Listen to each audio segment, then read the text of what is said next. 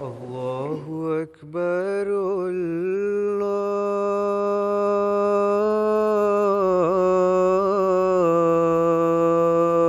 الله أكبر الله أكبر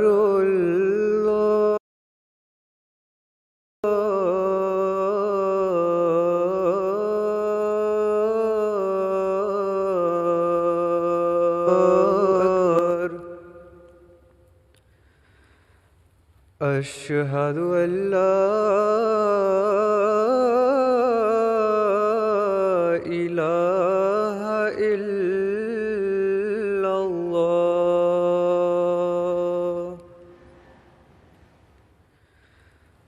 أشهد أن لا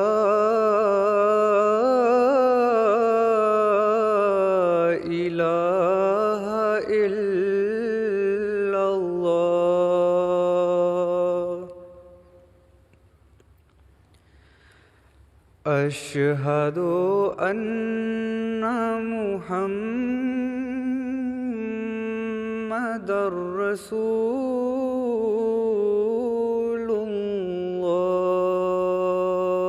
الله أشهد أن محمدًا رسول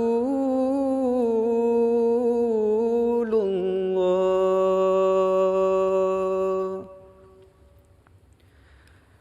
حي على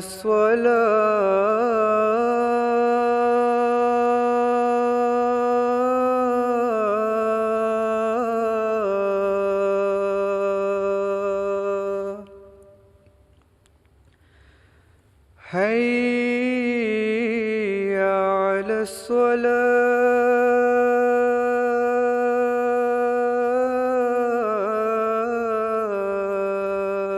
الصلاة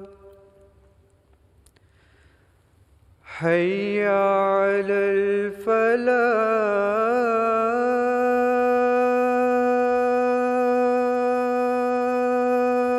الفلاح حي على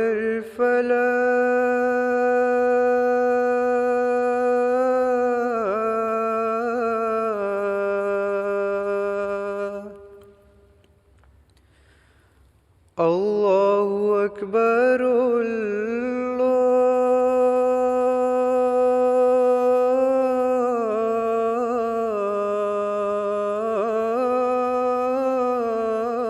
الله أكبر لا إله إلا الله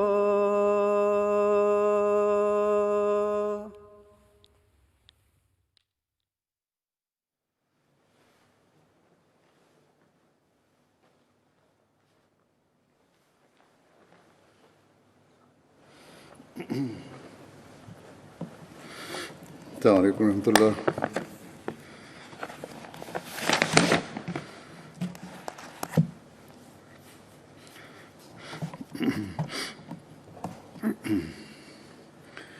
أشهد أن لا إله إلا الله وحده لا شريك له وأشهد أن محمدًا عبده ورسوله أما بعد فأعوذ بالله من الشيطان الرجيم بسم الله الرحمن الرحيم الحمد لله رب العالمين الرحمن الرحيم مالك يوم الدين إياك نعبد وإياك نستعين اهدنا الصراط المستقيم الحمد لله رب العالمين الرحمن الرحيم مالك يوم الدين إياك نعبد وإياك نستعين اهدنا الصراط المستقيم صراط الذين أنعمت عليهم غير المغضوب عليهم ولا الضالين.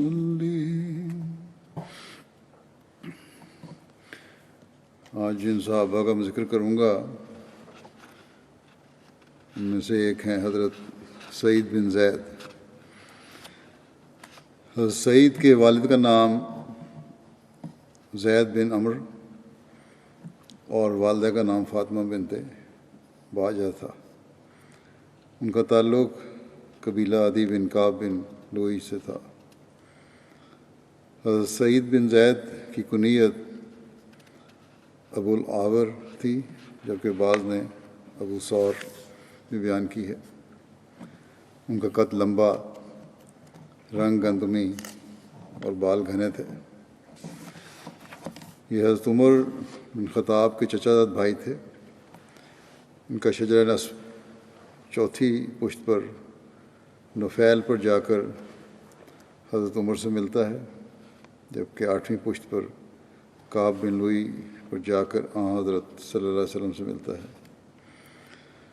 حضرت سعید کی بہن عاتکہ کی شادی حضرت عمر سے اور حضرت عمر کی بہن فاطمہ کی شادی حضرت سعید سے ہوئی تھی، اور یہ وہی بہن ہے جو حضرت عمر کے قبول اسلام کا باعث بھی بنی. حضرت سعید کے والد زید بن عمر زمانہ جاہلیت میں ایک خدا کی عبادت کیا کرتے تھے اور حضرت ابراہیم کے دین کی تلاش کیا کرتے تھے، اور کہا کرتے تھے کہ جو ابراہیم کا معبود ہے وہی میرا معبود ہے، اور جو ابراہیم کا دین ہے وہی میرا دین ہے. اس زمانے میں بھی مواحد موجود تھے. بعض بچے بھی سوال کر دیتے ہیں کہ اسلام سے پہلے حضرت صلی اللہ علیہ وسلم کا کیا دین تھا، کس کی عبادت کرتے تھے. تو حضرت صلی اللہ علیہ وسلم تو سب سے بڑھ کر مواحد تھے اور ایک خدا کی عبادت خود بھی کیا کرتے تھے. زید بن عمر ہر قسم کے فسق و فجور ورز کے مشرکین کے ذریعہ سے بھی اجتناب کرتے تھے.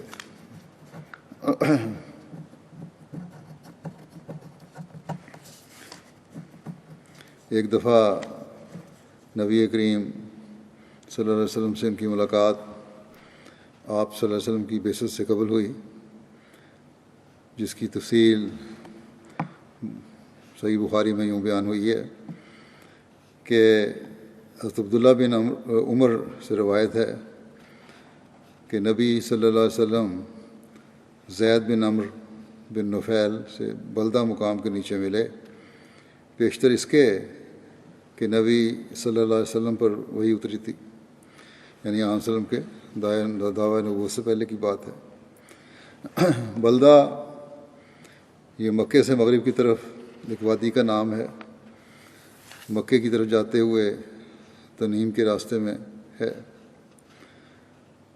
نبی صلی اللہ علیہ وسلم کے سامنے دسترخوان رکھا گیا. آپ صلی اللہ علیہ وسلم نے کھانے سے انکار کر دیا. زید نے کہا کہ میں بھی اس سے نہیں کھایا کرتا جو تم اپنے تھانوں میں ذبح کرتے ہو، اور میں صرف وہی کھاتا ہوں جس پر اللہ کا نام لیا جائے. آپ صلی اللہ علیہ وسلم نے اس احتیاط کے تقاضے کے تحت نہیں کھایا کہ غیر اللہ کے نام پہ ذبح کیے گئی چیزیں. اس پر زید نے بھی کہا کہ میں بھی غیر اللہ کے نام پر ذبح کی چیزیں نہیں کھاتا۔ پھر آگے چلتی ہے روایت کہ اور زید بن عمر قریش کی قربانیوں کو معیوب سمجھا کرتے تھے اور کہتے تھے کہ بکری کو بھی اللہ تعالیٰ نے پیدا کیا اور آسمان سے اس کے لیے پانی برسایا اور زمین سے اس کے لیے چارہ اگایا، پھر تم کو اللہ کے سوا اوروں کے نام پر ذبح کرتے تم اس کو اللہ کے سوا اوروں کے نام پہ ذبح کرتے ہو، یعنی اس غیر اللہ کے نام پر ذبح کرنے کو برا منایا کرتے تھے اور اس کو بہت بڑا گناہ سمجھتے تھے۔ زید بن عمر کفر و شرک سے متنفر ہوئے تو انہوں نے حق کی تلاش میں دور دراز ممالک کا سفر کیا۔ ان کے سفر کے متعلق صحیح بخاری کی ایک اور روایت میں یوں بیان ہوا ہے، حضرت ابن عمر روایت کرتے ہیں کہ زید بن عمر بن نفیل شام کے ملک کی طرف دین کے متعلق دریافت کرنے کے لیے گئے تاکہ اس کی پیروی کریں۔ چنانچہ وہ ایک یہودی عالم سے ملے جس سے انہوں نے ان کے دین کے متعلق پوچھا۔ انہوں نے کہا کہ مجھے بتائیں، شاید میں تمہارا دین ہی اختیار کر لوں۔ یہودی عالم سے پوچھا تو اس نے کہا کہ ہمارے مذہب پر نہ ہونا، یہ تو بگڑ چکا ہے، ورنہ تم بھی غضب الہی سے اپنا حصہ لو گے۔ زید نے کہا میں تو اللہ کے غضب سے بھاگ رہا ہوں اور میں تو اللہ کی ناراضگی کو کبھی برداشت نہیں کروں گا، اور میں اس کی طاقت کہاں رکھتا ہوں۔ پھر انہوں نے پوچھا کہ کیا تم مجھے اس کے علاوہ کسی دین کا پتہ دیتے ہو؟ اس نے کہا، یہودی عالم نے، کہ میں تو یہی جانتا ہوں کہ انسان حنیف ہو۔ زید نے کہا حنیف کیا ہوتا ہے؟ اس نے کہا کہ ابراہیم کا دین، نہ وہ یہودی تھے نہ نصرانی، اور وہ صرف اللہ ہی کی پرستش کرتے تھے۔ پھر زید وہاں سے نکلے اور نصارہ کے ایک عالم سے ملے، اس سے بھی یہی ذکر کیا۔ اس نے کہا کہ تم ہمارے مذہب پر کبھی نہ ہونا، ورنہ تم اللہ کی لعنت سے اپنا حصہ لو گے۔ زید نے کہا کہ میں اللہ کی لعنت سے بھاگ رہا ہوں اور میں اللہ کی لعنت اور نہ اس کے غضب برداشت کر سکتا ہوں، اور مجھے یہ طاقت ہی کہاں ہے؟ کیا تم مجھے کسی اور دین کا پتہ دیتے ہو؟ اس نے کہا کہ میں یہی جانتا ہوں کہ انسان حنیف ہو۔ زید نے پوچھا یہ حنیف کیا ہوتا ہے؟ اس نے کہا ابراہیم کا دین، نہ وہ یہودی تھے نہ نصرانی، اور صرف اللہ کی عبادت کرتے تھے۔ جب زید نے حضرت ابراہیم علیہ السلام کے متعلق ان کی رائے دیکھی تو وہاں سے وہ نکلے۔ جب باہر میدان میں آئے تو انہوں نے اپنے دونوں ہاتھ اٹھائے اور کہا اے میرے اللہ، میں یہ اقرار کرتا ہوں کہ میں حضرت ابراہیم کے دین پر ہوں۔ زید بن عمر نے حضرت صلی اللہ علیہ وسلم کا زمانہ پایا، مگر آپ کی بعثت سے پہلے وفات پا گئے تھے۔ حضرت عامر بن ربیہ بیان کرتے ہیں کہ زید بن عمر دین کی تلاش میں رہے اور انہوں نے نصرانیت اور یہودیت اور بتوں اور پتھروں کی پرستش سے کراہت کا اظہار کیا، اور انہوں نے اپنی قوم سے اختلاف کیا اور ان کے بتوں اور جن کی ان کے آباء و اجداد عبادت کیا کرتے تھے ان کو چھوڑ دینے کا اظہار کیا، اور نہ ہی وہ ان کا ذبیحہ کھاتے تھے۔ ایک بار انہوں نے مجھے کہا کہ اے عامر، دیکھو مجھے اپنی قوم سے اختلاف ہے، میں ابراہیمی ملت کی پیروی کرنے والا ہوں، اور جس کی وہ عبادت کیا کرتے تھے یعنی ابراہیم علیہ السلام، اور اس کے بعد اسماعیل کی اتباع کرتا ہوں جو اسی قبیلے کی طرف نماز پڑھتے تھے، اسی قبلے کی طرف نماز پڑھتے تھے، اور میں اسماعیل کی نسل سے ایک نبی کا منتظر ہوں، لیکن یوں معلوم ہوتا ہے کہ مجھے اس کا زمانہ نصیب نہیں ہوگا کہ اس کی تصدیق کروں اور اس پر ایمان لاؤں اور گواہی دوں کہ وہ سچا نبی ہے۔ اے عامر، اگر تم اس نبی کا زمانہ پاؤ تو اسے میرا سلام کہنا۔ عامر کہتے ہیں کہ جب حضرت صلی اللہ علیہ وسلم کا ظہور ہوا تو میں مسلمان ہو گیا اور حضور صلی اللہ علیہ وسلم کو زید بن عمر کا پیغام دیا اور سلام عرض کیا۔ حضور نے سلام کا جواب دیا اور ان کے لیے رحمت کی دعا کی اور فرمایا میں نے اس کو جنت میں اس طرح دیکھا کہ وہ اپنے دامن کو سمیٹ رہا تھا۔ زید بن عمرو کو اپنے مواحد ہونے پر نہایت فخر تھا۔ حضرت اسماء بنت ابو بکر زمانہ جاہلیت کا ایک واقعہ بیان کرتی ہیں کہ میں نے زید بن عمرو بن نفیل کو دیکھا کہ کعبے سے اپنی پیٹھ لگائے کھڑے ہیں۔ یہ کہہ رہے تھے کہ اے قریش کے لوگوں، اللہ کی قسم تم میں سے کوئی بھی میرے سوا ابراہیم کے دین پر نہیں ہے۔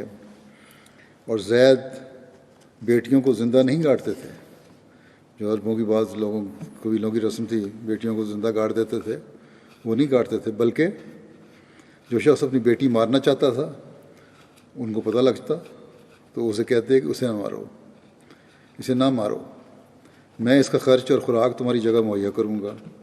چنانچہ وہ اس کو لے لیتے۔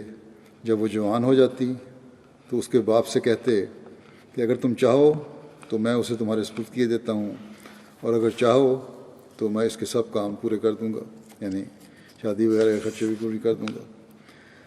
ایک دوسری روایت میں حضرت اسماء بنت ابو بکر بیان کرتی ہیں، پہلی روایت بخاری کی تھی اور دوسری تاریخ کی اسد الغابہ کی ہے۔ حضرت اسماء بنت ابو بکر بیان کرتی ہیں کہ میں نے زید بن عمرو بن نفیل کو کعبہ سے پیٹھ لگائے ہوئے کھڑے دیکھا۔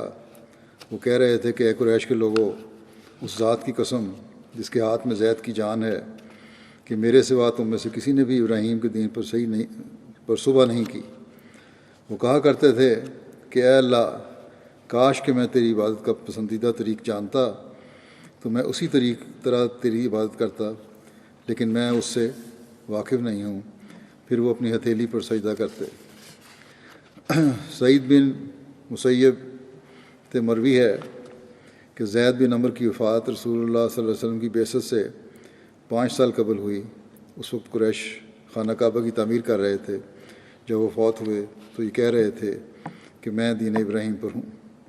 یہ ذکر سعید بن زید کا ہو رہا تھا، اس کو ان کے والد کا ذکر ضمناً آ گیا، اور بیٹے کو بھی جو مقام ملا اسلام میں، اور پھر باپ کی جو نیکیاں تھیں اس کی وجہ سے یہ بھی تاریخ میں محفوظ ہو گیا، اور اس لیے میں نے یہاں بیان بھی کر دیا کیونکہ یہ روایتیں بخاری میں بھی ملتی ہیں۔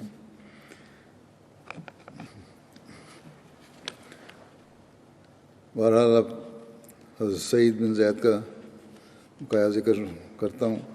ایک مرتبہ حضرت سعید بن زید اور حضرت عمر بن خطاب رسول اللہ صلی اللہ علیہ وسلم کی خدمت میں حاضر ہوئے اور آپ سے زید بن عمرو کے متعلق دریافت کیا، یعنی حضرت سعید کے والد کے بارے میں۔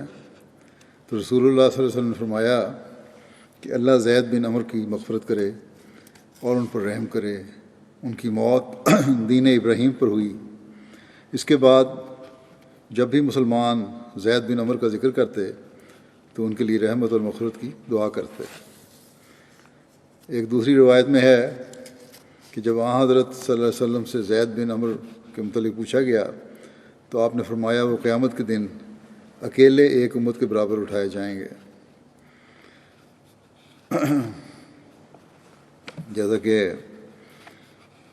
پہلے ذکر ہو چکا ہے کہ حضرت سعید بن زید حضرت عمر کے بہنوئی تھے، اور حضرت سعید بن زید کی ہمشیرہ عاتقہ بنت زید حضرت عمر کے عقد میں آئی تھیں۔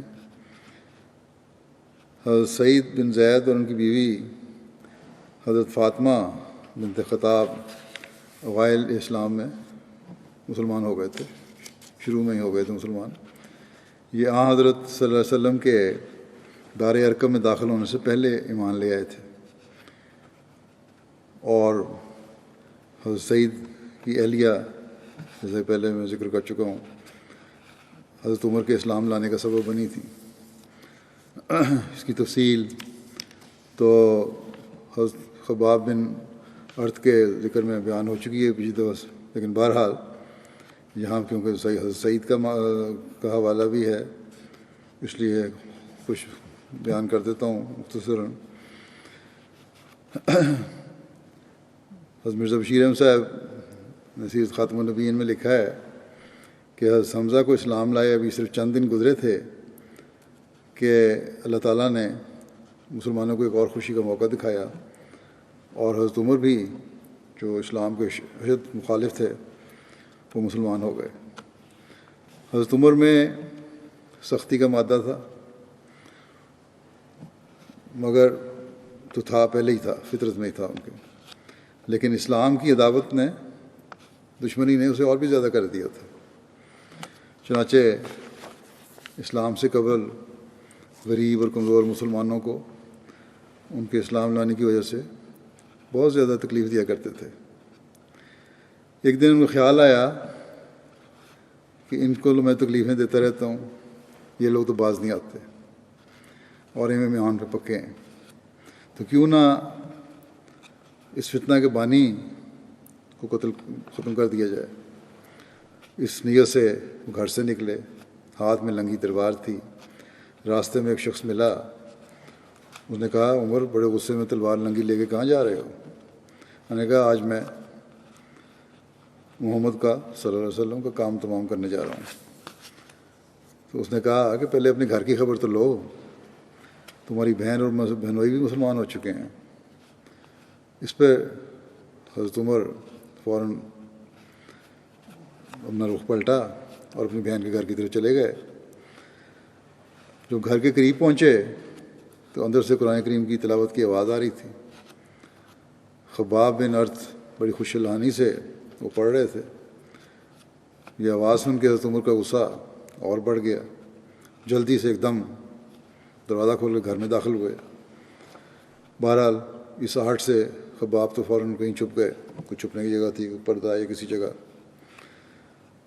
اور فاطمہ نے جو ان کی بہن تھیں انہوں نے فوری طور پر قرآن شریف کے اراک بھی ادھر ادھر چھپا دیے۔ حضرت عمر نے اس پہ کہا حضرت فاطمہ سے اور حضرت سعید تھے کہ سنا ہے تم لوگ اپنے دین سے پھر گئے ہو، اور یہ کہہ کے اپنے بنوئی سعید بن زید سے لپٹ گئے مارنے کے لیے۔ فاطمہ بیچ میں آ گئیں اپنے خامد کو بچانے کے لیے، لیکن اس وقت جو ان کا حملہ تھا حضرت عمر کا ایسا تھا کہ حضرت فاطمہ بھی اس کی زد میں آ گئیں اور ان کو اور زخمی بھی ہو گئیں۔ بہرحال زخم ہونے کے بعد فاطمہ کی جرت بڑھی، انہوں نے بڑے جوش سے کہا کہ ہاں عمر، ہم مسلمان ہو گئے ہیں، جو تمہارے سے ہو سکتا کر لو، لیکن ہم اسلام کو نہیں چھوڑیں گے۔ بہرحال بہن کا یہ جرت مندانہ اور دلیرانہ کلام سنا، یہ بات سنی تو آنکھ اٹھا کے اوپر دیکھا جب حضرت عمر نے، تو دیکھا کہ بہن بھی خون و خون ہوئی ہے، اس کو بھی ایسی چوٹ لگی تھی، خون بہ رہا تھا چہرے سے۔ اس نظارے کا حضرت عمر کے پر ایک طبیعت پر بڑا اثر ہوا، اور فوراً انہوں نے کہا اچھا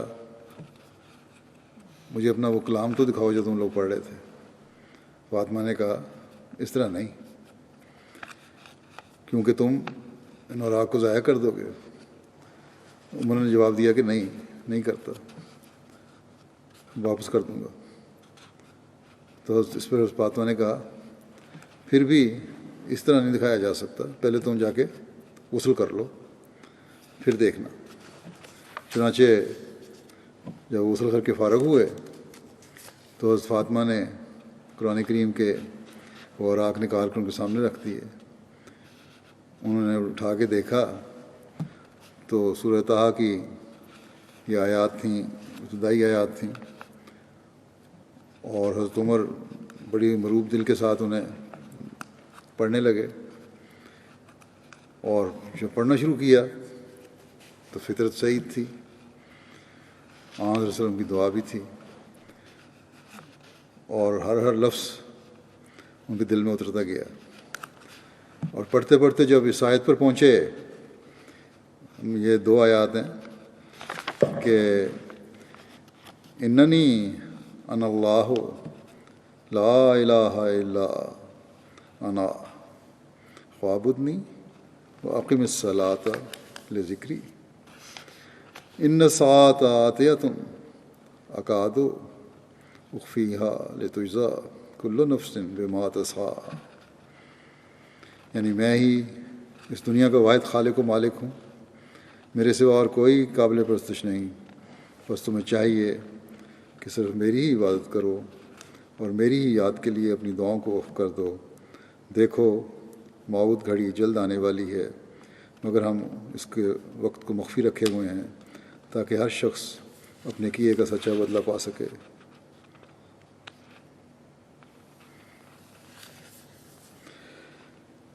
جب حضرت عمر نے یہ آیت پڑھی تو گویا ان کی آنکھ کھل گئی اور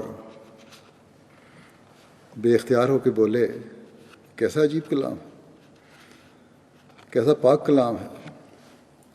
خباب نے جب یہ الفاظ سنے، چھپے ہوئے تھے، وہ فوراً باہر نکل آئے اور خدا کا شکر ادا کیا، اور پھر انہوں نے کہا کہ یہ جو تبدیلی پیدا ہوئی ہے یہ رسول اللہ کی دعا کا نتیجہ ہے، کیونکہ خدا کی قسم ابھی کل ہی میں نے آپ کو یہ دعا کرتے سنا تھا کہ یا اللہ تو عمر بن الخطاب یا عمر بن ہشام یعنی ابو جہل میں سے کوئی ایک ضرور اسلام کو عطا کر دے۔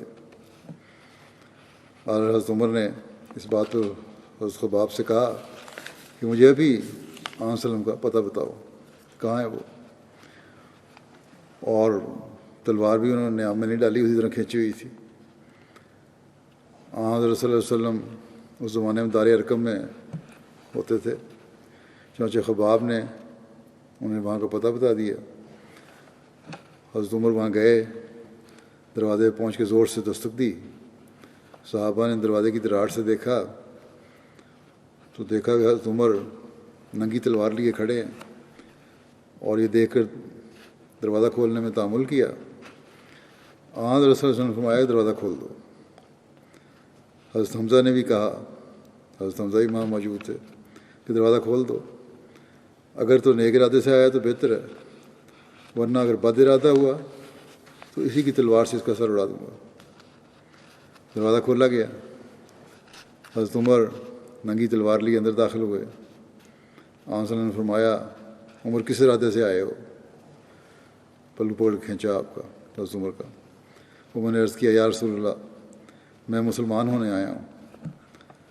صلی اللہ علیہ وسلم نے یہ الفاظ سنے تو خوشی سے اللہ اکبر کہا، اور ساتھ ہی صحابہ نے لکھا ہے کہ اس زور سے اللہ اکبر کا نعرہ بلند کیا کہ مکے کی پہاڑیاں بھی گونج اٹھیں۔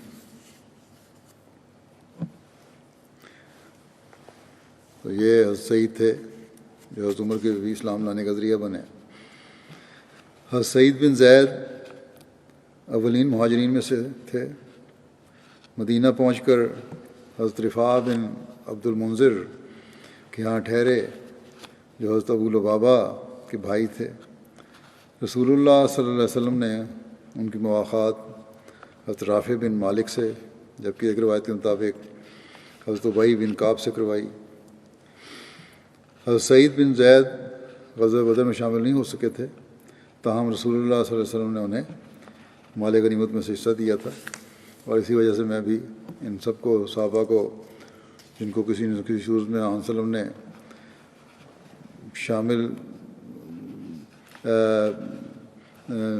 شامل ہوئے تھے یا آن وسلم کے ارشاد کے مطابق ان کو کسی رنگ میں بھی حصہ دے کر شامل فرمایا، ان کو بدری صحابہ میں شمار کیا جا رہا ہے۔ ان کی جنگ میں بدر میں نہ شامل ہونے کی وجہ حضرت طلحہ بن عبید اللہ کے ذکر میں بیان ہو چکی ہے، تاہم یہاں بھی بیان کرنا ضروری ہے، اس لیے بیان کر دیتا ہوں۔ حضرت سید حضرت ویسے بھی 2-3 مہینے گزر گئے ہیں اس کو، اور یہاں یہ ضروری بھی ہے یہاں بیان کرنا۔ بہرحال حضرت سعید بن زید کی جنگ بدر میں شریک نہ ہونے کی وجہ جو بیان کی گئی ہے یہ ہے کہ رسول اللہ صلی اللہ علیہ وسلم نے قریش کے قافلے کی شام سے روانگی کا اندازہ فرمایا تو آپ نے مدینہ سے اپنی روانگی سے 10 روز پہلے حضرت طلحہ بن عبید اللہ اور حضرت سعید بن زید کو قافلے کی خبر رسانی کے لیے بھیجا۔ یہ دونوں حورا پہنچے، جگہ ایک وہیں ٹھہرے رہے یہاں تک کہ قافلہ ان کے پاس سے گزرا۔ حورا جو ہے وہ حیرہ احمر پر واقع ایک پڑاؤ ہے جہاں سے حجاز اور شام کے درمیان چلنے والے قافلے گزرتے تھے۔ بہرحال رسول اللہ صلی اللہ علیہ وسلم کو حضرت طلحہ اور حضرت سعید کے واپس آنے سے پہلے ہی یہ خبر معلوم ہو گئی کہ وہ قافلہ تو وہاں سے گزر کے چلا گیا، اس طرف آنے کا ارادہ نہیں ہے۔ آپ نے اپنے صحابہ کو بلایا اور قریش کے قافلے کثرت سے روانہ ہوئے، مگر قافلہ ساحل کے ساتھ اس وقت وہ ادھر آنے کے بجائے یہ ہے کہ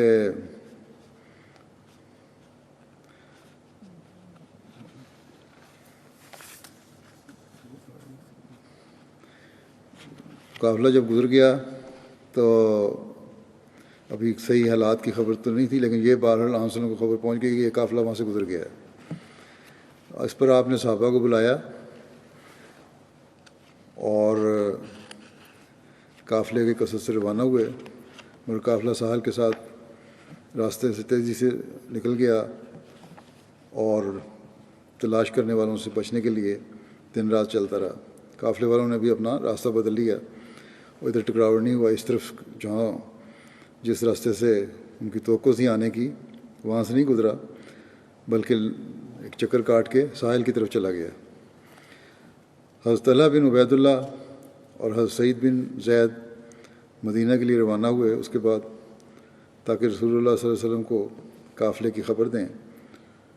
ان دونوں کو آپ کی غزوہ بدر کے لیے روانگی کا علم نہیں تھا۔ یہ مدینہ اس دن پہنچے جس دن رسول اللہ صلی اللہ علیہ وسلم نے بدر میں قریش کے لشکر سے مقابلہ کیا تھا۔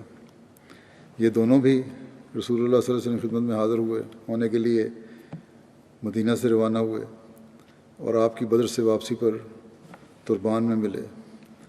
تربان مدینہ سے 19 میل کے فاصلے پر ایک وادی ہے جس میں کثرت سے میٹھے پانی کے کنویں ہیں۔ غزوہ بدر کے لیے جاتے ہوئے رسول اللہ علیہ وسلم نے یہاں قیام فرمایا تھا۔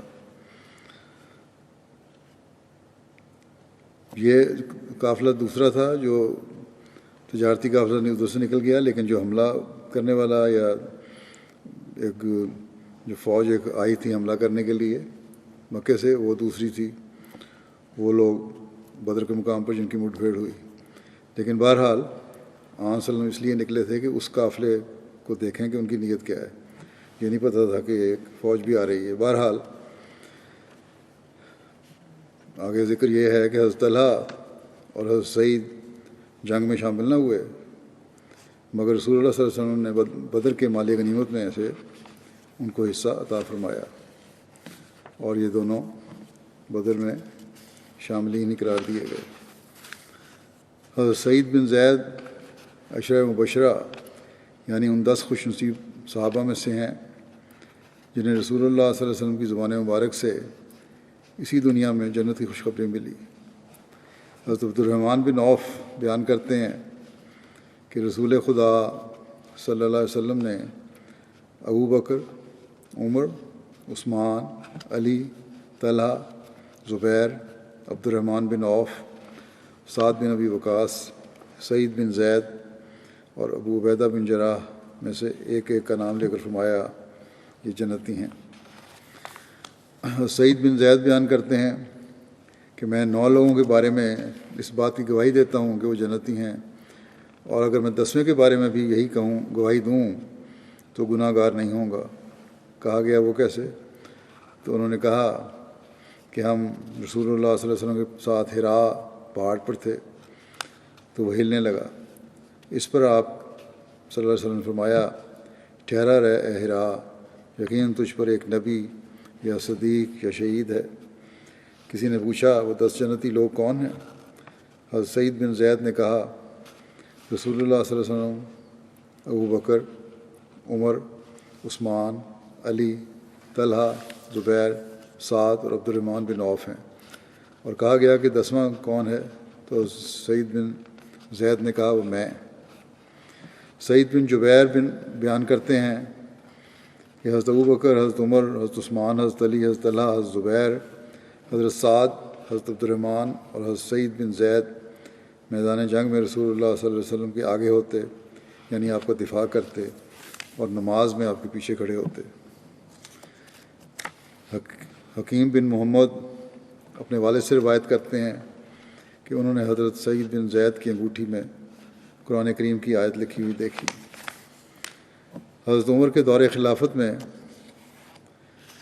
شام کے مارکے میں جب باقاعدہ فوج کشی ہوئی تو حضرت سعید بن زید حضرت ابو عبیدہ کے ماتحت پیدل فوج کی افسری پر متعین ہوئے۔ دمشق کے محاصرے اور یرموک کی فیصلہ کن جنگ میں نمایاں شجاعت و جام بازی کے ساتھ شریک رہے۔ جنگ کے دوران حضرت سعید بن زید کو دمشق کی گورنری پر مامور کیا گیا، لیکن انہوں نے حضرت عبیدہ کو لکھا، ابو عبیدہ کو لکھا کہ میں ایسا نہیں کر سکتا کہ آپ لوگ جہاد کریں اور میں اس سے محروم رہوں، اس لیے خط پہنچتے ہی میری جگہ پر کسی اور کو بھیج دیں اور میں جلد سے جلد آپ کے پاس پہنچتا ہوں۔ چنانچہ حضرت ابو عبیدہ نے مجبوراً یزید بن ابو سفیان کو بھجوا دیا اور حضرت سعید بن زید دوبارہ جنگ میں شامل ہو گئے۔ حضرت سعید بن زید کے سامنے بہت سے انقلابات برپا ہوئے، پیسیوں خانہ جنگیاں پیش آئیں، اور گو وہ اپنے زہد و اتقاء کے باعث ان جھگڑوں سے ہمیشہ کنارہ کش رہے، تاہم جس کی نسبت جو رائے رکھتے تھے اس کو آزادی کے ساتھ ظاہر کرنے میں تأمل بھی نہیں کرتے تھے۔ حضرت عثمان شہید ہوئے تو وہ عموماً کوفہ کی مسجد میں فرمایا کرتے تھے کہ تم لوگوں نے عثمان کے ساتھ جو سلوک کیا، اس سے اگر احد پہاڑ متزلزل ہو جائے تو کچھ عجب نہیں۔ اسی طرح ایک روز کوفہ کی جامعہ مسجد میں مغیرہ بن شعبہ نے حضرت علی کی شان میں برا بھلا کہا تو حضرت سعید بن زید نے فرمایا، اے مغیرہ بن شعب، اے مغیرہ بن شعب، اے مغیرہ بن شعب، میں نے رسول اللہ صلی اللہ علیہ وسلم کو یہ فرماتے ہوئے سنا ہے کہ یہ 10 جنت میں ہوں گے، اور ان میں سے ایک حضرت علی بھی تھے۔ حضرت سعید بن زید مستجاب الدعوات تھے۔ ایک مرتبہ ان پر زمین پر قبضہ کرنے کا الزام لگایا گیا، جس کی تفصیل اس طرح ہے کہ حضرت سعید بن زید کی زمین کے ساتھ ملکہ زمین ایک خاتون عروہ بنت اویس کی تھی۔ اس نے حضرت معاویہ کی طرف سے مقرر کردہ مدینہ پر گورنر مروان بن حکم کے پاس شکایت کی کہ سعید نے ظلم سے میری زمین پر قبضہ کر لیا ہے۔ مروان نے تحقیق کے لیے آدمی مقرر کیے تو حضرت سعید نے انہیں جواب دیا کہ تمہارا کیا خیال ہے کہ میں رسول اللہ صلی اللہ علیہ وسلم سے یہ سننے کے بعد ظلم کر سکتا ہوں کہ جو ظلم کی راہ سے ایک بالش زمین بھی غصب کرے گا، قیامت کے دن 7 زمینیں اس کے گلے کا توق ہوں گی۔ اس کے بعد انہوں نے کہا، اے خدا، اگر عروہ جھوٹ بولتی ہے تو اس کو اس وقت تک موت نہ دے جب تک اس کی نظر نہ جاتی رہے اور اس کی قبر اس کے گھر کا کنواں نہ بنے۔ چنانچہ لکھا ہے کہ عروہ پہلے بصارت کی نعمت سے محروم ہوئی، پھر ایک روز چلتے ہوئے اپنے ہی گھر کے کنویں میں گر کر مر گئی۔ اس کے بعد یہ محاورہ بن گیا اور اہل مدینہ یہ کہنے لگے کہ آماک اللہ کما آما عروہ، کہ اللہ تجھے اسی طرح اندھا کرے جس طرح اس نے عروہ کو اندھا کیا تھا۔ حضرت سعید بن زید نے 50 یا 51 ہجری میں تقریباً 70 برس کی عمر میں جمعے کے دن وفات پائی۔ بعض روایت کے مطابق وفات کے وقت ان کی عمر 70 سال تھی، 70 سال سے متجاوز تھی، زیادہ تھی۔ نواح مدینہ میں بمقام عقیق ان کا مستقل مسکن تھا، اور عقیق جزیرہ عرب میں اس نام کی کئی وادیاں ہیں، ان میں سب سے اہم مدینہ کی وادی عقیق ہے۔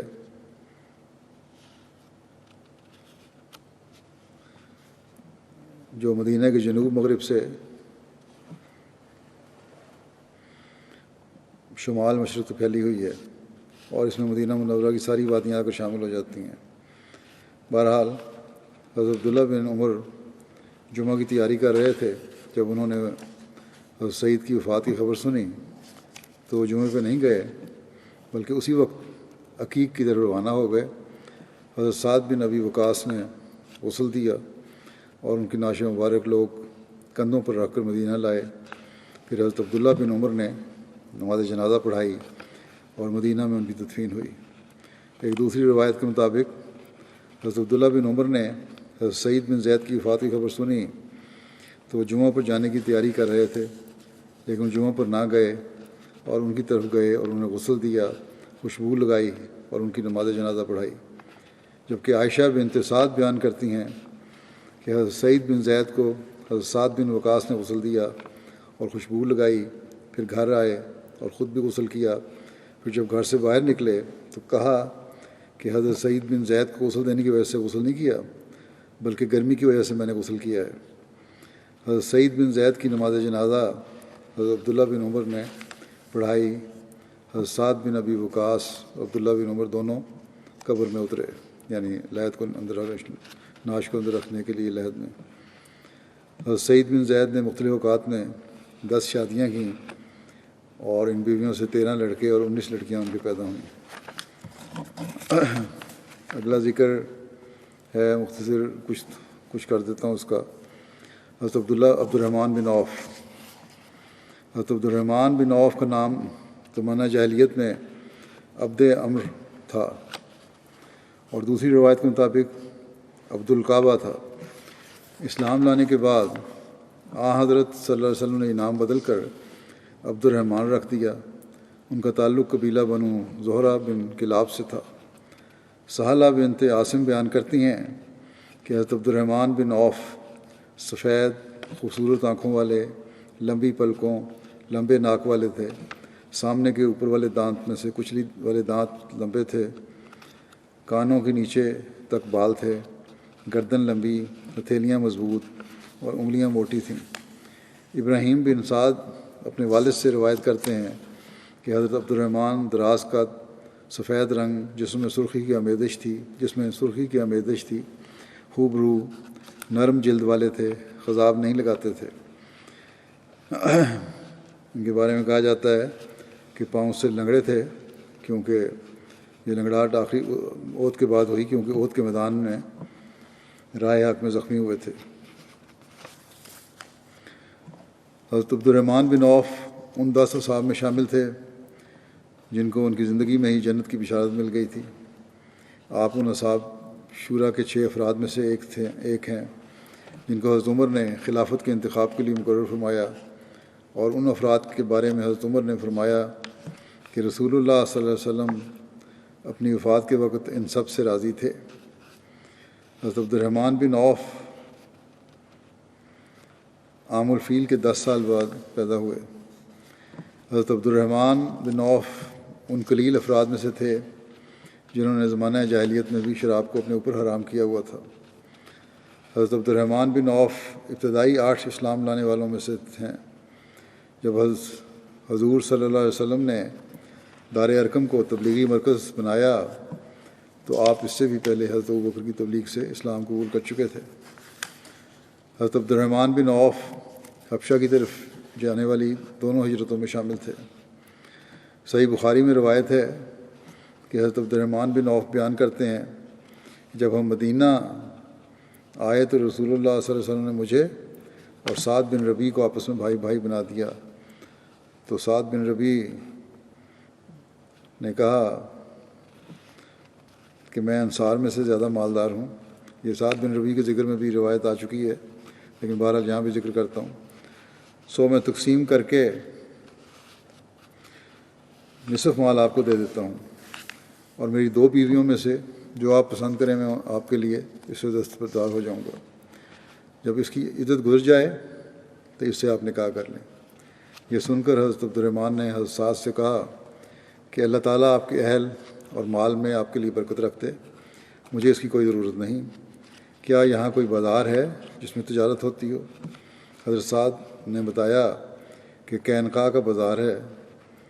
حضرت عبد الرحمٰن یہ معلوم کر کے صبح سویرے وہاں گئے، وہاں کاروبار کیا، اور انہوں نے وہاں پنیر اور گھی منافع کے طور پر بچایا اور اسے لے کر حضرت سعد کے گھر والوں کے پاس واپس پہنچے۔ پھر اسی طرح ہر صبح آپ وہاں بازار میں جاتے اور کاروبار کرتے رہے اور منافع کماتے رہے۔ ابھی کچھ عرصہ گزرا تھا کہ حضرت عبد الرحمٰن آئے اور ان پر زعفران کا نشان تھا، تو رسول اللہ صلی اللہ علیہ وسلم نے پوچھا کہ کیا تم نے شادی کر لی ہے؟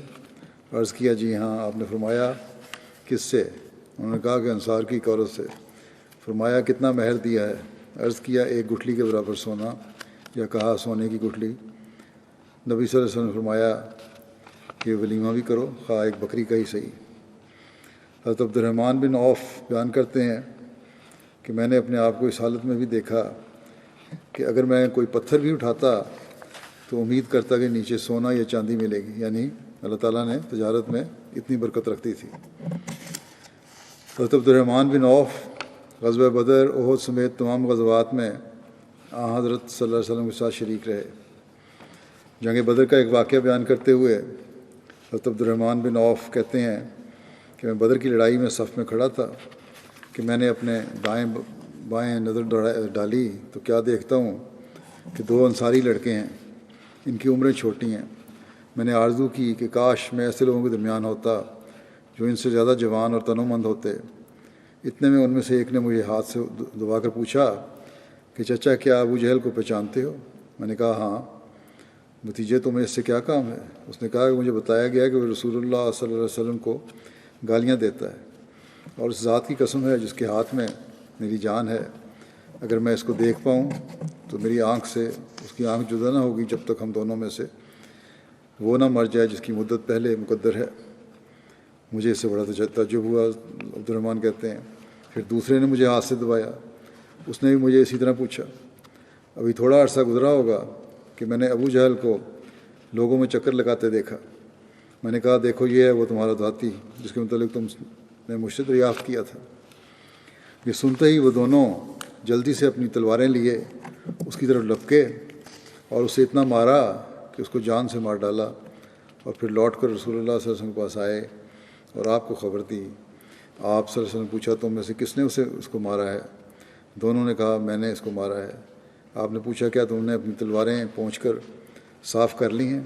انہوں نے کہا نہیں۔ آپ نے تلواروں کو دیکھا؟ آپ صلی اللہ علیہ وسلم نے فرمایا تم دونوں نے ہی اس کو مارا ہے۔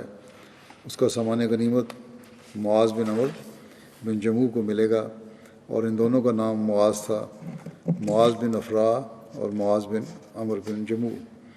یہ بخاری کی روایت ہے۔ ابو جہل کے قتل کے سلسلے میں یہ وضاحت پہلے بھی ہو چکی ہے، دوبارہ بیان کر دیتا ہوں کہ بعض روایات میں ہے کہ افراء کے 2 بیٹوں موبز اور معاذ نے ابو جہل کو موت کے قریب پہنچا دیا تھا، اور بعد میں حضرت عبداللہ بن مسعود نے اس کا سر تن سجدہ کیا تھا۔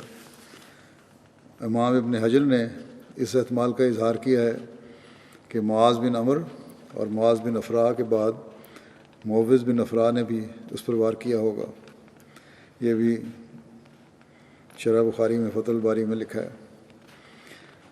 اس واقعے کو بیان کرتے ہوئے حضرت مسلم موعود رضی اللہ عنہ فرماتے ہیں، انہوں نے اس طرح بیان فرمایا ہے کہ ابو جہل جو مکے کے تمام گھرانوں کا سردار اور کفار کی فوج کا کمانڈر تھا، جب بدر کی جنگ کے موقع پر وہ فوج کی ترتیب کر رہا تھا، حضرت عبد الرحمٰن بن عوف جیسا تجربہ کار جرنیل کہتا ہے کہ میں نے اپنے دائیں بائیں 2 انصاری لڑکوں کو دیکھا جو 15 سال کی عمر کے تھے۔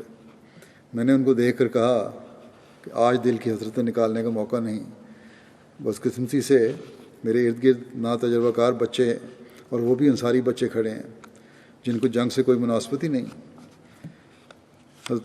مسلم اور لکھتے ہیں کہ حضرت عبد الرحمٰن کہتے ہیں کہ میں اسی ادھیڑ بن میں تھا کہ دائیں طرف سے میرے پہلو میں کونی لگی۔ میں نے سمجھا کہ دائیں طرف کا بچہ کچھ کہنا چاہتا ہے۔ میں نے اس کی طرف اپنا منہ موڑا۔ اس نے کہا چچا ذرا جھک کر بات سنو، میں آپ کے کان میں ایک بات کہنا چاہتا ہوں تاکہ میرا ساتھی اس بات کو سن نہ لے۔ وہ کہتے ہیں جب میں نے اپنا کان اس کی طرف جھکایا تو اس نے کہا چچا وہ ابو جہل کون سا ہے جو رسول کریم صلی اللہ علیہ وسلم کو اس قدر دکھ دیا کرتا تھا؟ چچا میرا دل چاہتا ہے کہ میں اس کو ماروں۔ وہ کہتے ہیں کہ میں ابھی اس کی بات یہ ختم نہیں ہوئی تھی کہ میرے بائیں پہلو میں کونی لگی، اور میں نے اپنے بائیں طرف کے بچے کی طرف جھک کیا، اور اس بائیں طرف والے بچے نے بھی یہی کہا کہ چچا وہ ابو جہل کون سا ہے جو رسول کریم صلی اللہ علیہ وسلم کو اتنا دکھ دیا کرتا تھا، میرا دل چاہتا ہے کہ میں آج اس کو ماروں۔ حضرت عبد الرحمن بن عوف کہتے ہیں باوجود تجربہ کار سپاہی ہونے کے میرے دل میں یہ خیال بھی نہیں آ سکتا تھا کہ ابو جہل جو فوج کا کمانڈر تھا، جو تجربہ کار تھا، سپاہیوں کے حلقے میں کھڑا تھا، اس کو میں مار سکتا ہوں۔ میں نے انگلی اٹھائی اور ایک ہی وقت میں ان دونوں لڑکوں کو بتایا کہ وہ سامنے جو شخص خود پہنے زرہ میں چھپا ہوا کھڑا ہے، جس کے سامنے مضبوط اور بہادر جرنیل ننگی تلواریں اپنے ہاتھوں میں لیے کھڑے ہیں، وہ ابو جہل ہے۔ میرا مطلب یہ تھا کہ میں ان کو بتاؤں کہ تمہارے جیسے ناتجربہ کار بچوں کے اختیار سے یہ بات باہر ہے۔ مگر وہ کہتے ہیں، عبد الرحمن کہتے ہیں کہ میں یہ انگلی جو اشارہ کر رہی تھی ابھی نیچے نہیں جھکی تھی کہ جیسے باز چڑیا پر حملہ کرتا ہے، اسی طرح وہ دونوں انصاری بچے کفار کی صفوں کو چیرتے ہوئے ابو جہل کی طرف دوڑنا شروع ہوئے۔ ابو جہل کے آگے اکرمہ اس کا بیٹا کھڑا تھا جو بڑا بہادر اور تجربہ کار جرنیل تھا، مگر یہ انصاری بچے اس تیزی سے گئے کہ کسی کو وہم و گمان بھی نہ ہو سکتا تھا کہ کس مقصد کے لیے یہ آگے بڑھ رہے ہیں، اور دیکھتے دیکھتے ابو جہل پر حملہ کر کے کفار کی صفوں کو چیرتے ہوئے عین پہرے داروں تک جا پہنچے۔ جو حملہ کرنے کے لیے ابو جہل پر حملہ کرنے کے لیے کفار کی صفوں کو چیرتے ہوئے عین پہرے داروں تک جا پہنچے۔ ننگی تلواریں اپنے ہاتھ میں لیے جو پہرے دار کھڑے تھے وہ وقت پر اپنی تلواریں بھی نیچے نہ لا سکے، صرف ایک پہرے دار کی تلوار نیچے جھک سکی اور ایک انصاری لڑکے کا بازو کٹ گیا، مگر جن کو جان دینا آسان معلوم ہوتا تھا ان کے لیے بازو کا کٹنا کیا روک بن سکتا تھا۔ جس طرح پہاڑ پر سے پتھر گرتا ہے اسی طرح وہ دونوں لڑکے پہرے داروں پر دباؤ ڈالتے ہوئے ابو جہل پر جا گرے، اور جنگ شروع ہونے سے پہلے ہی کفار کے کمانڈر کو جا گرایا۔ حضرت عبداللہ بن مسعود کہتے ہیں کہ میں جنگ کے آخری وقت میں وہاں پہنچا جہاں ابو جہل جان کندنی کی حالت میں پڑا ہوا تھا۔ میں نے کہا سناؤ کیا حال ہے؟ اس نے کہا مر رہا ہوں، پر حسرت سے مر رہا ہوں، کیونکہ مرنا تو کوئی بڑی بات نہیں، لیکن افسوس یہ ہے کہ دل کی حسرت نکالنے سے پہلے انصار کے 2 چھوکروں نے مجھے مار گرایا۔ مکے کے لوگ انصار کو بہت حقیر سمجھا کرتے تھے، اس لیے اس نے افسوس کے ساتھ اس کا ذکر کیا اور کہا یہی حسرت ہے جو اپنے دل میں لیے مر رہا ہوں کہ انصار کے 2 چھوکروں نے مجھے مار ڈالا۔ پھر وہ ان سے کہنے لگا کہ میں اس قدر شدید تکلیف میں ہوں، عبداللہ بن مسعود کو کہا ابو جہل نے کہ میں بڑی شدید تکلیف میں ہوں، تو مجھے یہ احسان کرو گے میرے پہ، اگر تلوار کے ایک وار سے میرا خاتمہ کر دو، مگر دیکھنا میری گردن ذرا لمبی کاٹنا، کہ جرنیل کی علامت یہ ہوتی ہے کہ اس کی گردن لمبی کاٹی جاتی ہے۔ حضرت عبداللہ بن مسعود نے اس کی یہ بات تو مان لی کہ مجھے قتل کر دو اور اس دکھ سے بچا لو، مگر انہوں نے تھوڑی کے پاس سے اس کی گردن کو کاٹا، گویا مرتے وقت اس کی یہ حسرت بھی پوری نہ ہوئی کہ اس کی گردن لمبی کاٹی جائے۔ قربانیوں کے ضمن میں یہ ذکر کہ کس طرح بچوں میں بھی حضرت صلی اللہ علیہ وسلم سے عشق اور محبت تھی اور کس طرح آپ کے دشمنوں سے وہ بدلہ لینا چاہتے تھے، اس ضمن میں مسلم موعود نے یہ واقعہ بیان کیا ہے۔ یہ واقعہ پہلے بھی 1-2 دفعہ بیان ہو چکا ہے، لیکن بہرحال یہ قربانیاں تھیں، یہ محبت تھی اور یہ عشق تھا ان سب کا حضرت صلی اللہ علیہ وسلم سے، جس کی وجہ سے ان کو اپنی جانوں کی پرواہ نہیں تھی۔ حضرت عبد الرحمن بن عوف کا ذکر جو ہے باقی انشاءاللہ آئندہ کروں گا۔